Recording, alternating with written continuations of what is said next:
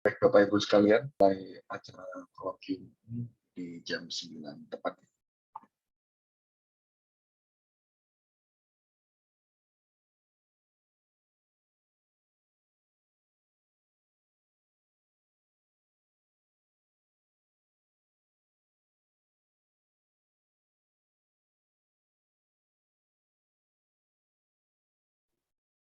Saya lihat di sini untuk pemateri hari ini ada Mbak Nurul dan Pak Anies sudah hadir, Pak Afif sebagai moderator juga sudah hadir, dan Pak Didi juga sudah hadir. Baik, waktu sudah menunjukkan pukul 9. Saya izin Bapak Ibu sekalian untuk memulai acara kita di pagi hari ini. Assalamualaikum warahmatullahi wabarakatuh. Selamat pagi Bapak Ibu sekalian yang saya hormati. Selamat datang kembali di kolloquium yang ke-10 dengan agenda mendiskusikan materi yang akan disampaikan oleh Mbak Nurul ya, dan juga Mbak Anies, serta dipandu oleh Pak Afif sebagai moderator.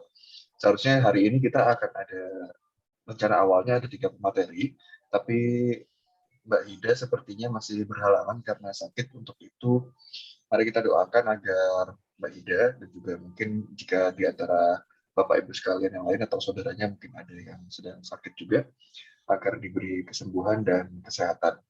Selain itu tidak lupa kita berdoa untuk kelancaran segala urusan kita, baik pribadi ataupun organisasi, termasuk agenda organisasi yang paling dekat ya, yakni evaluasi triwulan 3, semoga diberi kelancaran. Amin ya rabbal alamin.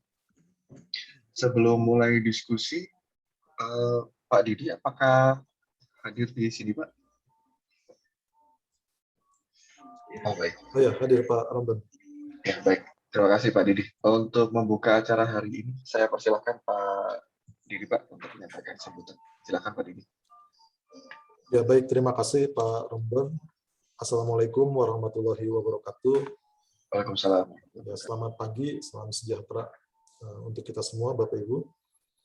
Alhamdulillah, puji syukur kita dapat bertemu kembali pada hari ini ya, hari Jumat 24 September 2021 untuk melaksanakan kegiatan kolloquium yang ke-10. Jadi ini luar biasa ya, apresiasi dan semangat untuk kita semua.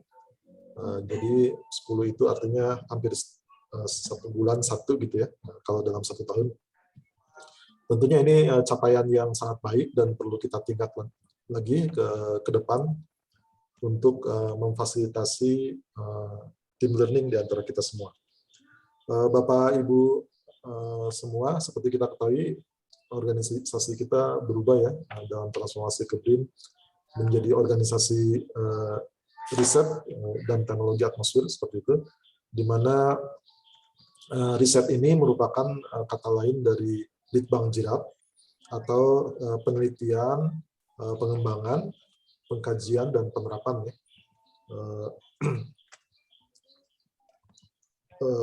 Sehingga di sini memang di pusat kita ini kita melakukan hampir seluruhnya begitu. Jadi sebagai contoh kita melakukan sains ya, untuk penelitian gitu, terutama untuk memahami dinamika atmosfer ya, dan fisika atmosfer maupun kimia atmosfer di wilayah kita Indonesia, benua maritim Katulistiwa, yang memang sampai sekarang masih menjadi misteri begitu ya. Kita mencoba memahami dengan tujuan, dengan pemahaman itu bisa memprediksi lebih baik begitu. Yang tentunya manfaatnya sangat banyak untuk berbagai sektor pembangunan. Kemudian di sini kita juga melakukan pengembangan teknologi begitu. Karena seperti kita ketahui teknologi ini, teknologi pengamatan atmosfer itu sangat penting untuk dapat memahami atmosfer itu sendiri. Bahkan kalau kita lihat kemajuan ilmu pengetahuan pada saat ini, bahwa kemajuan teknologi itu memberikan kontribusi yang besar ya dalam pemahaman kita. Jadi banyak temuan ya di masa modern ini memang didukung oleh teknologi yang berkaitan.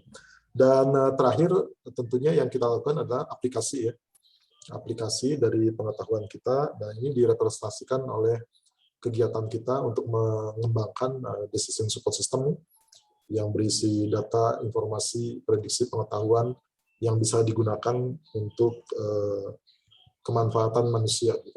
Nah, jadi 3 hal ini, sains, teknologi, dan aplikasi, saya kira sangat penting, dan ketiganya biasanya perlu hadir bersama-sama. Karena apabila salah satu tidak ada, biasanya kurang berkembang. Sebagai contoh, aplikasi kita ya, Decision Support System, tanpa didukung oleh sains gitu, pengetahuan, kemampuan prediksi, dan tanpa didukung teknologi, itu akan sulit sekali untuk dikembangkan dan dibuat.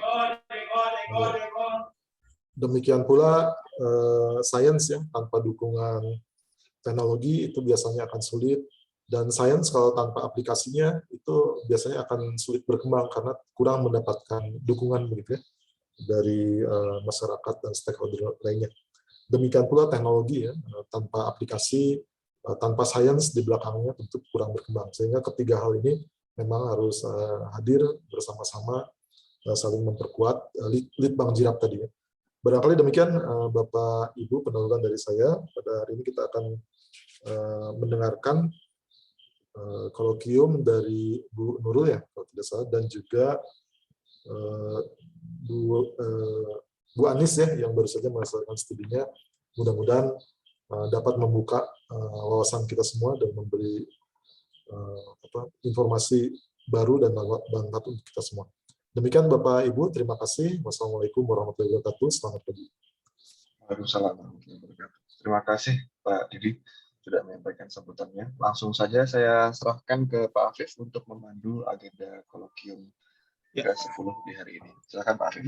Ya, terima kasih. Assalamualaikum warahmatullahi wabarakatuh. Selamat pagi teman-teman semua. Semoga kita sehat selalu. Alhamdulillah pagi ini kita bisa melakukan kolokium seri yang ke-10.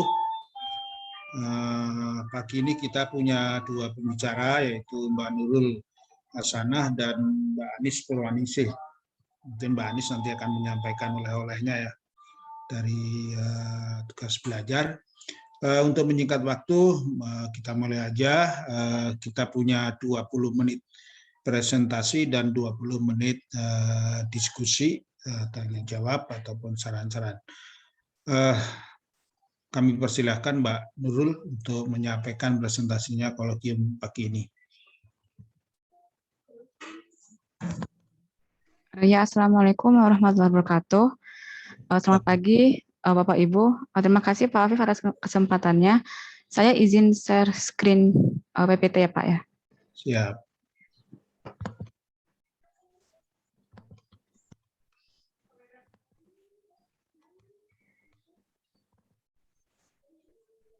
Apakah sudah terlihat Bapak Ibu? Sudah Mbak. Sudah ya. Iya. Saya ulangi lagi. Assalamualaikum warahmatullahi wabarakatuh. Nama saya Nurul Hasanah. Pada kesempatan kolokium kali ini saya akan memaparkan tentang pengembangan pengondisi sinyal sensor kelembapan tipe kapasitif menggunakan ZSS C3123A untuk payload radio sonde. Apa itu ZSS C3123A? Nanti akan dibahas selanjutnya. Jadi daftar isi yang akan saya bahas pada kesempatan kali ini yaitu pertama yaitu pendahuluan, lalu yang kedua yaitu ada sensor kelembapan untuk radio sonde, yang ketiga yaitu ada IC untuk pengondisi sinyal sensor kapasitif, keempat ada pengujian, yang kelima adalah simpulan. Untuk pertama, saya akan menjelaskan sedikit tentang radio sonde. Radio sonde sendiri merupakan instrumen yang dibawa oleh balon melalui atmosfer, dilengkapi dengan perangkat untuk mengukur satu atau beberapa variabel seperti tekanan, suhu, kelembapan, dan lain-lain. Untuk pengamatan radio sonde sendiri, ini diterbangkan hingga mungkin sekitar 30-40 km atau berada di lapisan stratosfer. Untuk bagian-bagiannya sendiri, secara umum radio sonde terdiri dari balon, parasut, unwinder, dan radio sonde. Secara umum, blok diagram radio sonde terdiri dari 2 blok utama, yaitu bagian pemancar atau payload radio sonde dan bagian penerima. Pada kesempatan kali ini akan lebih fokus pada sensor kelembapan dan pengondisi sinyalnya yang perlu dikembangkan. Hal itu dikarenakan berdasarkan data pembacaan sensor kelembapan radiosonde sebelumnya masih menunjukkan error yang besar dibandingkan pembandingnya, yaitu Faisala. Seperti contohnya yaitu pada data pada 17 November sampai 19 November 2020. Dikutip dari WMO, dijelaskan bahwa dari beberapa bahan sensor kelembapan, sensor ini yang mengukur kelembapan relatif menunjukkan bahwa setiap penurunan suhu, maka respon time dari sensor itu akan semakin tinggi, sehingga pembacaan dari sensor itu sendiri tidak akurat dan tidak real time. Hal ini dikarenakan pada atmosfer terjadi efek kondensasi dan icing yang mempengaruhi sensor untuk mendapatkan pengukuran yang akurat. Untuk mengatasi hal tersebut, untuk pengembangan radiosonde ini, kami dipilihlah sensor kelembapan tipe kapasitif dengan elemen pemanas. Nah, sensor ini dispesifikasikan untuk radiosonde atau balon cuaca dengan kelebihannya yaitu memiliki time response yang kecil, bahkan di suhu yang rendah. Untuk gambarnya sendiri, dimensinya ada pada gambar, dan untuk karakteristik parameternya, sensor ini memiliki tipe kapasitif dengan range 0 sampai 100%, dengan perubahan kapasitifnya yaitu 120 sampai 160 atau kurang lebih 40 picofarad. Dengan sensitivity yaitu 0,41 picofarad per persen RH.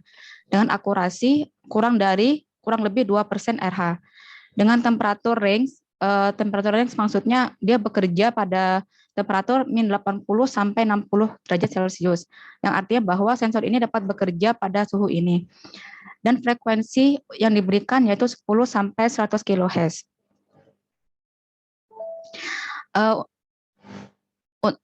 Kelebihan dari sensor ini yaitu dengan adanya elemen pemanas yang dapat menjaga suhu sensor setelah kondensasi atau icing, sehingga dapat menjaga respon waktu sensor tetap rendah.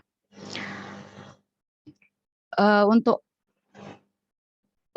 karakteristik hubungan nilai kapasitansi dengan persen RH ditunjukkan pada gambar grafik ini, dan untuk persamaan state space-nya ada pada sebelah kanan. Dan untuk respon time sensor ini dapat ditunjukkan pada gambar yang di bawah. Ini hubungan antara respon time dengan temperatur. Dan persamaan yang digunakan untuk heaternya atau pemanas resistansinya itu ditunjukkan pada gambar sebelah kanan bawah. Nah,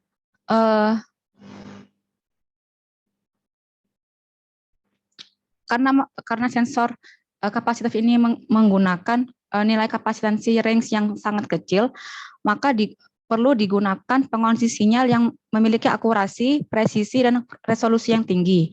Nah, sebelumnya telah dipaparkan oleh Pak Mustafa mengenai rangkaian analog yang dapat mengkonversi kapasitansi ke tegangan. Untuk selanjutnya diolah secara digital. Namun sebagai pembanding, kami juga memakai IC pengonsumsi sinyal yang sudah ada, yaitu IC ini bertipe ZSS C3123 milik Renesas, sesuai dengan judul kolokium kali ini. Adapun IC ini merupakan IC CMOS untuk CDC atau Capacitance to Digital Conversion yang dapat mengkonversi kapasitansi ke digital. Dalam IC ini terdapat 3 blok utama sesuai pada gambar, yaitu ada blok analog core, digital core, dan output communication. Adapun pada analog core, di sini terdapat rangkaian CDC atau ADC-nya yang dapat mengkonversi analog sensor kapasitansinya ini ke dalam bentuk digital. Di dalam analog core ini juga ada temperatur sensor, ada kapasitor referensi, dan kapasitor offset yang akan dijelaskan nanti selanjutnya. Lalu ada digital core yang di dalamnya itu ada DSP atau digital signal processing untuk mengolah data yang masuk. Lalu juga ada EEPROM dan ROM. Lalu untuk komunikasinya sendiri, di sini ada beberapa pilihan output yang bisa dipilih, yang itu ada ready, PDM, I2C, SPI, dan alarm. Adapun spesifikasinya dapat dilihat pada tabel sebelah kiri, di mana kita lihat bahwa ada sensitivity yaitu mencapai 125 attofarad per LSB sampai dengan 1 picofarad per LSB, di mana untuk sensor tadi yang HMC03 itu memiliki sensitivitas kurang lebih 0,41 persen RH, sehingga IC ini masuk dalam kategori yang diperlukan untuk sensor tadi. Untuk input maksimumnya itu yaitu 260 picofarad, di mana ini masih termasuk range dari sensor tadi yang masih di bawah, yaitu 160 picofarad. Untuk sampling rate-nya kita bisa memilih antara 8 bit, 10 bit, 12 bit, dan 14 bit. Untuk resolusinya sendiri ini dapat mempengaruhi waktu sampling rate-nya dan juga sensitivitasnya. Semakin besar resolusinya, maka sensitivitasnya semakin kecil, sehingga lebih akurat. Lalu untuk fiturnya di sini IC-nya dapat diprogram dan dapat di-set kapasitas atau kapasitansi offset dan reference-nya.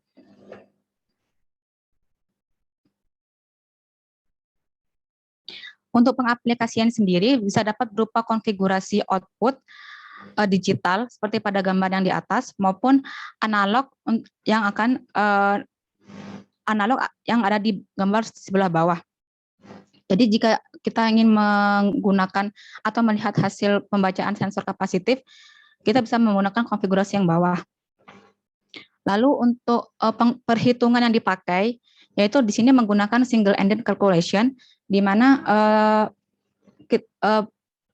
awalnya kita menghitung perbandingan antara C0 per C-off per C-ref. Jadi C0 itu merupakan pembacaan kapasitansi dari sensor, C-off ini merupakan kapasitansi offset atau nilai kapasitansi terendah, lalu dibandingkan dengan C-ref atau kapasitansi referensi, atau jika istilahkan yaitu kapasitansi terbesar, sehingga nanti ini bernilai antara 0 sampai 1. Untuk perhitungan si kapasitansi offset sendiri seperti ditampilkan pada gambar, yaitu si kapasitansi multiplier dikalikan si DC offset kalikan 1 picofarad. Sedangkan untuk si ref-nya hampir sama, hanya saja berbeda di CDC reference. Sehingga nanti outputnya yaitu si ZCDC. ZCDC ini merupakan data digital raw-nya yang akan diolah oleh DSP-nya, di mana sama dengan 2 kali resolusi. Resolusi itu yang dipilih nanti ada 8, 10, 12, 14 dikalikan Z sensornya. Sehingga pada rumus ini kita dapat melihat bahwa ada beberapa parameter yang harus di-set atau dipilih. Karena berbeda range atau berbeda nilai kapasitansi, maka parameter yang disetting itu juga akan berbeda. Nah, ini nanti akan dapat dilihat lebih detailnya pada datasheet. Untuk lebih ringkasnya,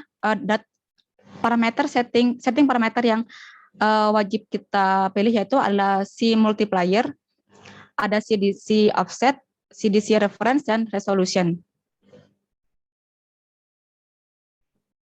Dan untuk kalibrasi, di sini juga ada sistem kalibrasi yang akan ada fitur untuk correction-nya. Jadi jika ada error, nanti akan dikoreksi oleh salah satu dari 2 tipe ini. Ada tipe piecewise correction, ada juga third order correction.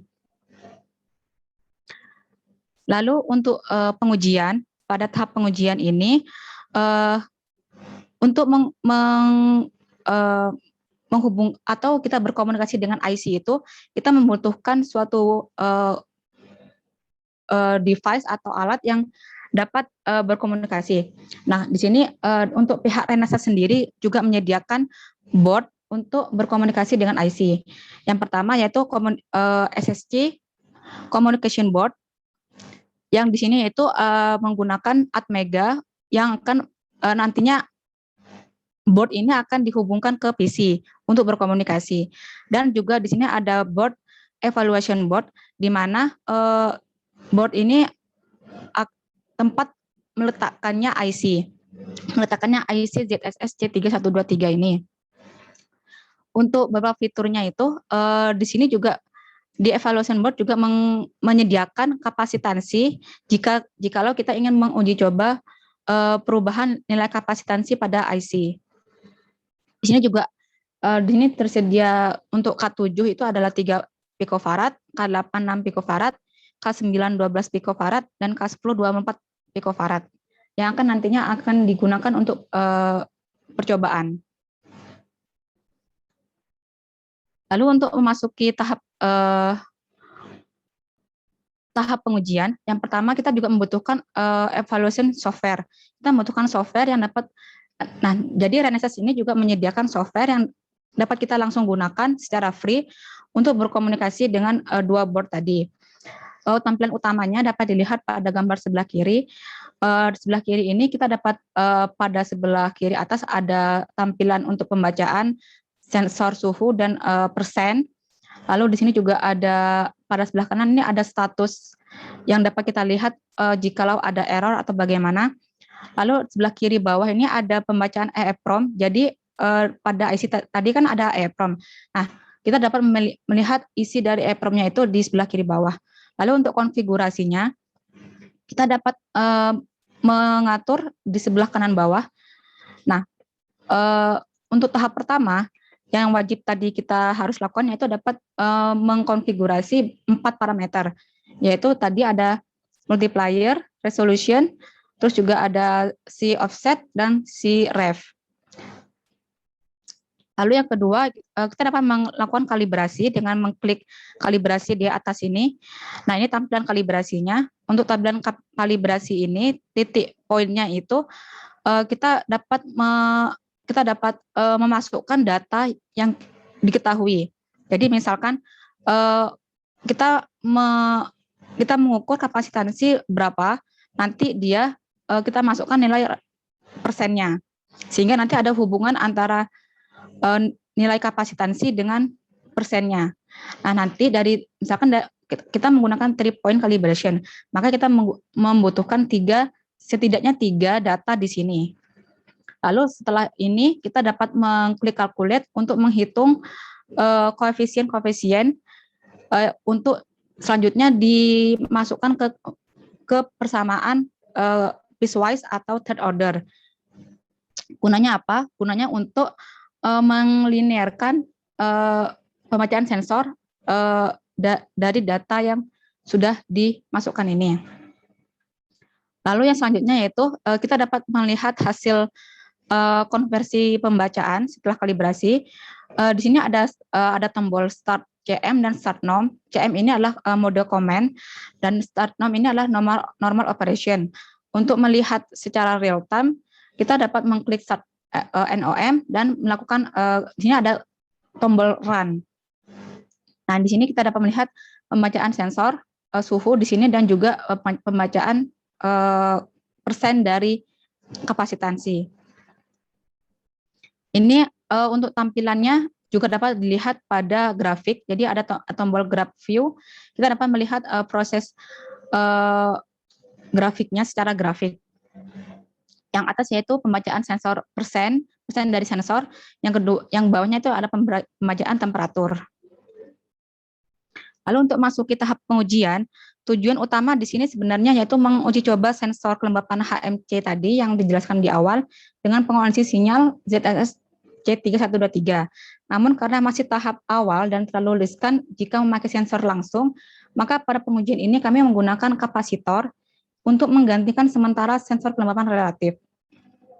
Nah, di sini ini dilakukan 3 percobaan, di mana percobaan 1 ini kami mengasumsikan kapasitor ini dapat berubah dari 9 sampai 33 picofarad, yaitu dengan menggunakan kombinasi dari fix kapasitor atau kapasitor yang bernilai tetap 3 picofarad, 6 picofarad, 12 picofarad, dan 24 picofarad yang sudah disediakan tadi di evaluation board.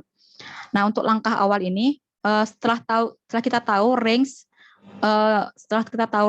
sensor atau range dari kapasitor yaitu antara 9 sampai 33 picofarad, kita dapat memilih nilai dari multiplier, resolution, C-off dan C-ref ini berdasarkan datasheet.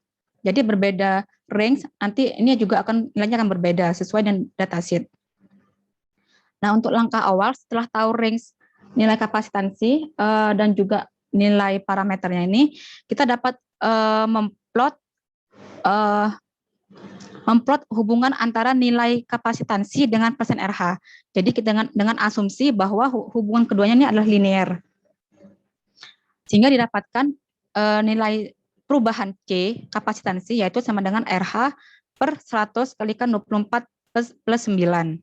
24 ini adalah range antara 9 sampai 33 dan 9 ini adalah nilai offset atau nilai awal dari sensor yaitu 9.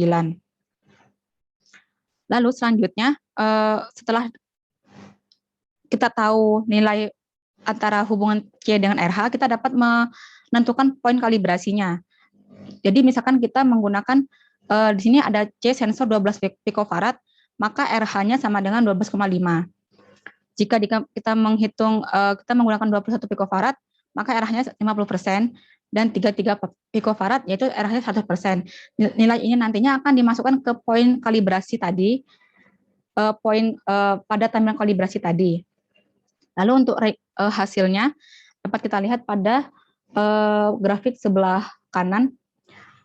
Untuk grafik sebelah kanan ini, yang pada gambar grafik warna merah ini dilakukan percobaan dengan mengganti nilai kapasitor yang dipakai. Di sini kan kita menggunakan kombinasi nih. Nah, kita bisa mengganti-ganti nilai kapasitansinya untuk melihat apakah nilai yang keluar outputnya sesuai dengan hasil teori. Adapun hasil teorinya ini dapat kita lihat pada tabel di sebelah bawah kanan. Lalu untuk percobaan kedua ini sama seperti sebelumnya, namun kita naikkan lagi range, yaitu mendekati dengan range sensor sesungguhnya, yaitu HMC, yaitu 120 sampai 160 picofarad. Dengan menggunakan kombinasi fix kapasitor atau kapasitor yang bernilai tetap, yaitu 3 picofarad, 6 picofarad, 12 picofarad, 24 picofarad, dan 100 picofarad. Seperti sebelumnya, kita juga menentukan nilai multiplier, resolution, C-off, dan C-ref-nya. Lalu kita membuat atau memplot hubungan antara kapasitansi dengan persen RH-nya, didapatkan persamaan seperti ini. Untuk selanjutnya, kita dapat menghitung poin kalibrasinya. Pada percobaan kali ini, kita menggunakan C sensor 127 picofarad, 145 picofarad, dan 155 picofarad. Untuk hasil percobaannya dapat dilihat pada sebelah kanan. Pada sebelah kanan ini kita juga mengganti-ganti nilai kapasitor. Jadi dari yang sebelah dari mendekati 0% RH naik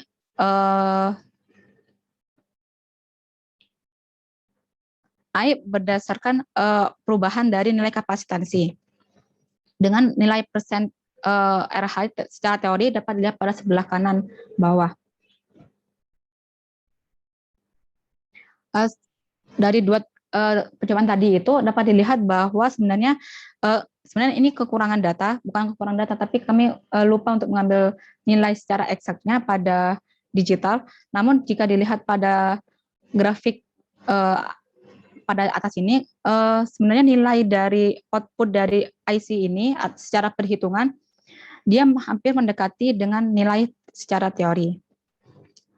Lalu untuk cobaan ketiga, kami menggunakan konfigurasi dan kalibrasi yang sama seperti yang sebelumnya, yaitu percobaan kedua, namun kita menggunakan variabel kapasitor dengan digabungkan dengan fix kapasitor. Adapun variabel kapasitornya kita menggunakan 60 picofarad dan fix kapasitornya kita menggunakan 100 picofarad. Nah, ini adalah percobaan menggunakan variabel kapasitor. Kita mengeset dari 0 picofarad sebenarnya tidak nol, agak naik sedikit. Kita putar nilai kapasitornya dari yang nilai terendah hingga nilai dia bernilai steady atau 100%, mendekati 100%.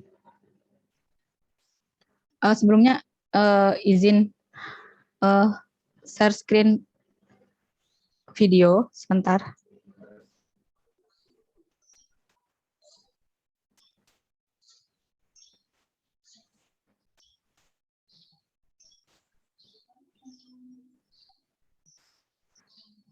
Jadi untuk pembacaannya sendiri, ini percobaan ketiga, di mana pada percobaan ini kita dapat melihat secara real nilai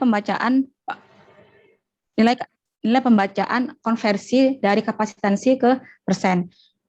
Untuk yang sebelah kiri kita dapat melihat secara digital atau secara eksaknya. Belum ini, Mbak.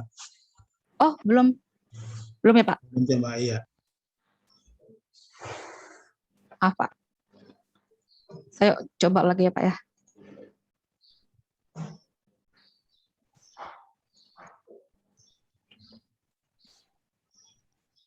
Apakah sudah terlihat, Pak? Ya. Ya. Jadi untuk secara real time-nya kita dapat melihat di sebelah kiri ini ada pembacaan secara digital dan sebelah kanan ini pembacaan secara grafik maksud saya. Untuk percobaan sendiri kita mulai dari yang nilai kapasitansi terendah sampai kita putar sampai nilainya mendekati 100% atau dalam kondisi steady. Ini untuk nilai kapasitansinya ini sendiri, mengapa yang sebelah sensor ini naik turun, karena pada percobaan ketiga ini kami menggunakan kabel atau jumper, sehingga mungkin dengan adanya jumper itu agak sedikit terferensi dengan nilai kapasitansinya. Untuk nilai bawah ini, nilai temperatur, kami memang nilainya memang tidak sesuai dengan yang seharusnya, karena kami tidak mengkalibrasi dari sensor suhunya sendiri. Jadi kami masih memfokuskan pada nilai persen dari RH-nya sendiri. Saya kembali ke PPT. Jadi ini jawaban ketiga. Lalu untuk dokumentasinya pengujian, di sini kami inilah dokumentasinya. Dokumentasi percobaannya di sini di sebelah kanan ini dapat dilihat kita menggunakan variabel kapasitor yang dihubungkan dengan dua board yang disebutkan tadi, yaitu communication dan evaluation board. Dan selanjutnya kita dapat berkomunikasi dengan komputer melalui USB.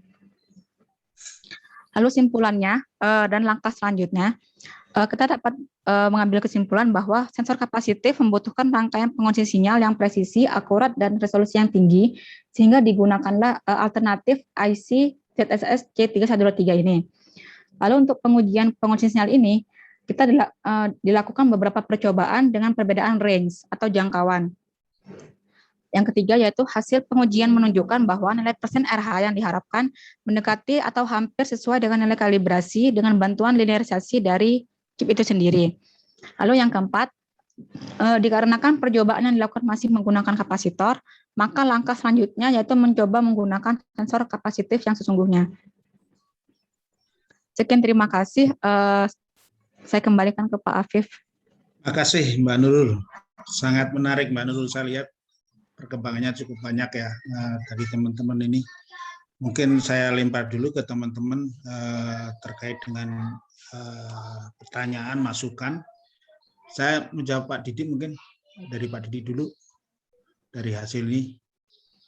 Pak Didi masih ini rapatnya ya. Dari teman-teman yang lain mungkin. Saya aja Pak. Silakan Mahmud. Saya mencoba ring waktunya karena udah lewat ya, saya tambahin karena cuma 2 pembicara jadi bisa lebih dari 40 menit. Ya, silakan Pak Mahmud. Terima kasih. Bu Nurul, di dalam pengondisian sinyal sensor RH ini menggunakan IC JSS C3123 ya Bu ya. Iya, Pak. Tadi kalau tidak salah lihat, spek daripada sensor ini salah satunya adalah temperaturnya itu adalah minus 80 sampai 60 derajat Celcius. Pada Iya, Pak. ketinggian terus itu rasanya suhunya itu lebih rendah dari minus 80. Nah, untuk antisipasinya itu apakah ada kaitannya dengan penggantian kapasitornya, Bu? Ya, Bu. Makasih, Bu. Ya. Izin menjawab, Pak Afif. Ya, silakan langsung aja. Ya, untuk dari sensor sendiri itu memang sedikit agak susah untuk mencari sensor kelembapan yang bekerja di bawah suhu sangat rendah. Nah, salah dua yang kami temukan, salah satu dari dua yang kami temukan itu sensor yang tadi dengan maksimum temperaturnya itu yaitu min 80. Untuk antisipasinya sendiri kami belum ada. Jadi jika kami lihat itu memang di lapisan pengujian sebelumnya itu bisa sampai min 90 atau min 10 dari lebih rendah dari yang seharusnya. Nah, itu kami belum memiliki antisipasi seperti itu, tapi mungkin perkembangan selanjutnya, sensor pengembangan selanjutnya akan lebih bisa sampai min 90 derajat. Seperti itu, Pak. Oh iya, Bu, karena yang tadi kan speknya itu minus 80 ya, tapi bisa dengan menggunakan sensor berikutnya ya, Bu ya. Baik, terima kasih, Bu. Sama-sama, Pak Mahmud. Pak Mahmud dari teman-teman. Oke, Saya boleh Pak Afif? Ya, Bu Laras, silakan Bu Laras. Mbak Nurul, bagus ya ininya progresnya itu. Ini di bawah bimbingan ini ya, Pak Rama Ayu gitu ya. Ya, iya. Iya, Bu. Boleh lihat itu yang slide yang pengujian itu, saya pengen tahu itu yang arti dari RH persen teori itu kan nilainya macam-macam ya, dengan kapasitas 9 misalnya 0. Ini maksudnya gimana nih artinya? Yang ini ya, Bu ya? Tabel ini, tabel biru. Nah, itu ada 0,50%. Nah, itu maksudnya gimana? Nah, jadi kita kan pada izin menjawab ya Pak Afif. Jadi pada pengujian kali ini kita kan tidak menggunakan sensor